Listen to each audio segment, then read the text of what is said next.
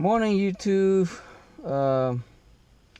Today I have a 2013 Nissan Altima, and this one is already almost 200,000 miles, and have a complaint that it have some noise going on, like humming noise.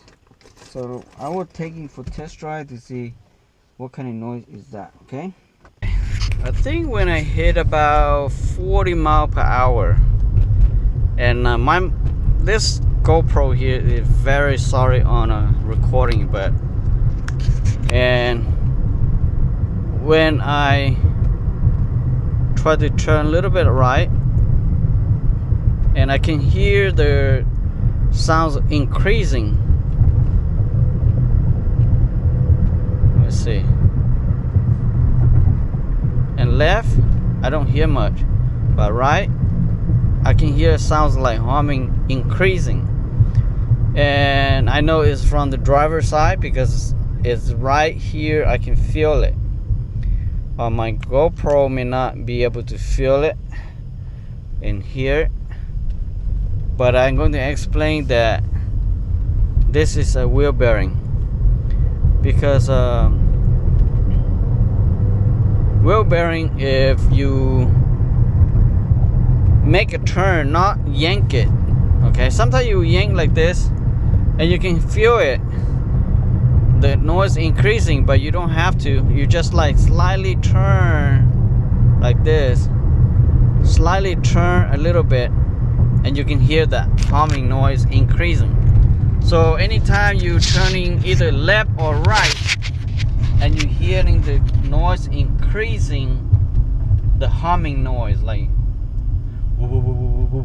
you know, like that, increasing, then that means the wheel bearing is bad. If you do that but noise it does not increasing, then that means could be your tire only. Sometimes the tire thread is thicker than it normally in that car take, and you can hear that rubbing noise, like, but it's not, just a tire. Number, the one holding the clapper is 22. That's a huge number for a small car like this. Normally Honda and Toyota is only 17.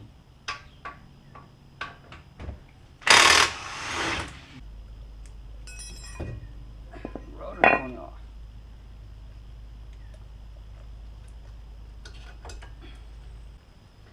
Only four bolts are holding this hub, and you take the axle nuts out, and then you just take the four bolts behind here. And I wish Toyota make bearing like this. There.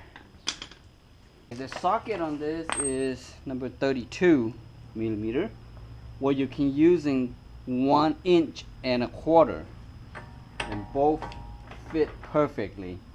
I think the 1 inch and a quarter fit better than 32 because this has a little bit play, but either one can open it. Okay, so I'm going to use 1 inch and a quarter to hit this thing here.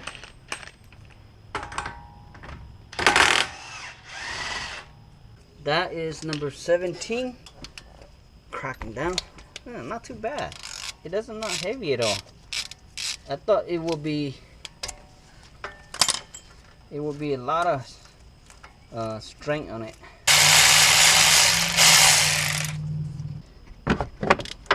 Okay. Now I'll break loose. So I'm going to use air impact.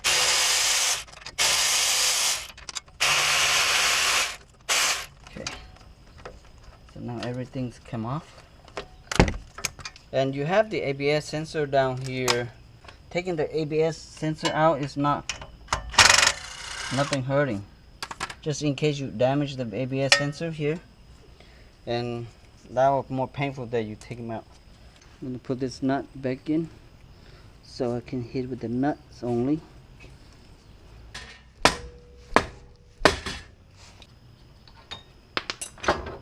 Okay, once it came off,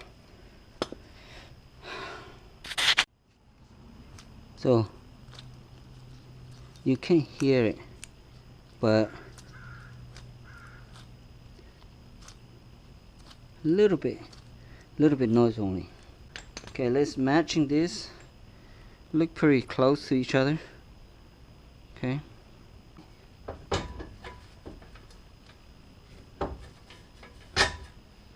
Yeah, you can send it if you live in the rusty country, but here it's not that much rusty. So this one had to be reading at the ABS sensor. If you put it this way, then I think may fit, but the ABS sensor probably don't read it because it's lower. So I think the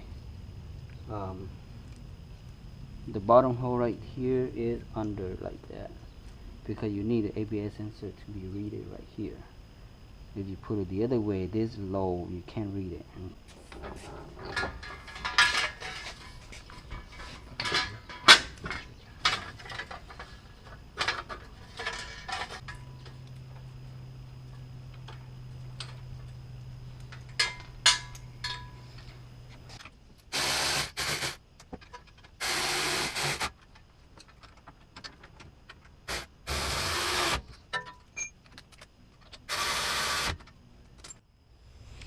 Alright, the hub nut in the back here is 65 foot-pounds.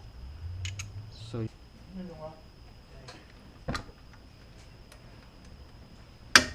there, put it tight. You don't have a lot of room. You can do a crisscross on this right here.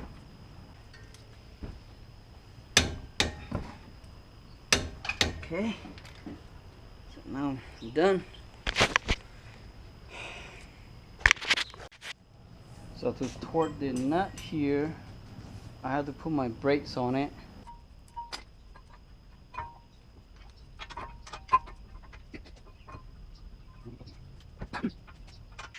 This boat here required 98 foot-pounds.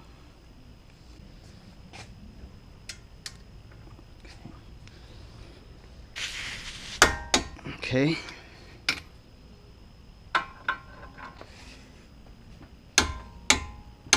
Okay, that's good. Put a screwdriver right here somewhere to stop this rotor spinning, so you can tie your axle nut. Okay, this requires 129, 130 foot-pounds on this. Lock my locking pin.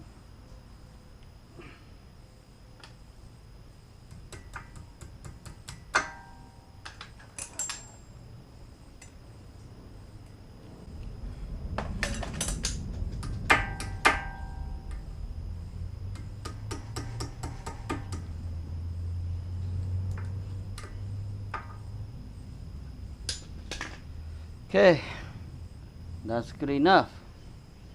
So now you know how to do the front bearing hub. So thank you for watching and help me subscribe. See you guys next video.